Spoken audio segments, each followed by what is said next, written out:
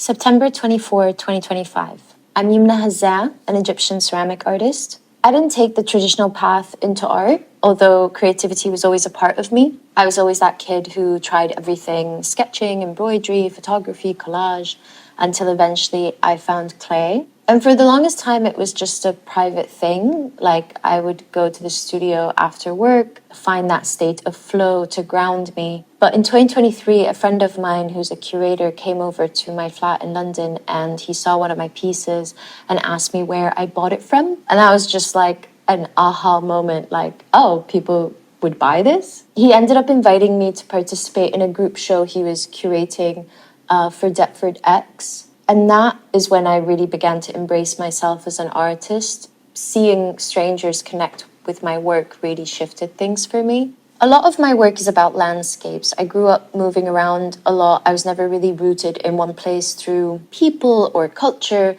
but it was always like the land itself. I carry this like strange nostalgia for places. So my project Wintering, for example, came from a really valuable time for me in Ireland, where I just wanted to hold on to that feeling of seeing barren December trees in like wild textured landscape and having this tangible form for the memory. The natural world is my deepest influence, like rocks, skies, the shapes of clouds, but I'm always drawn to other disciplines that abstract and reimagine the world, so like Zaha Hadid's architecture or Barbara Hepworth's sculptures. I've just returned to Cairo after years of living in London in the UK, which means adapting again. New rhythms, new clay, even making my own glazes, since I can't find them ready-made here. But it's made the process so much more personal, and I really feel like this process of making before the making is just helping me become a better artist and like hone in my craft a lot more.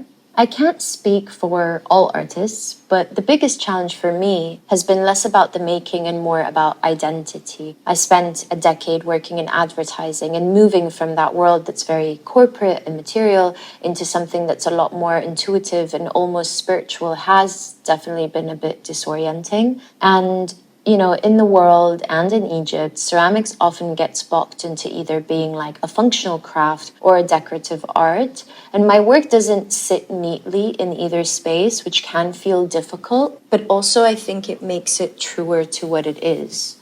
My favorite responses to my work is usually when someone picks up a stone or a seashell and they say like, oh, this looks a lot like your work. It just feels right because I hope my pieces echo nature and remind people of their connection to land and memory of places, even if it's just a fleeting thing.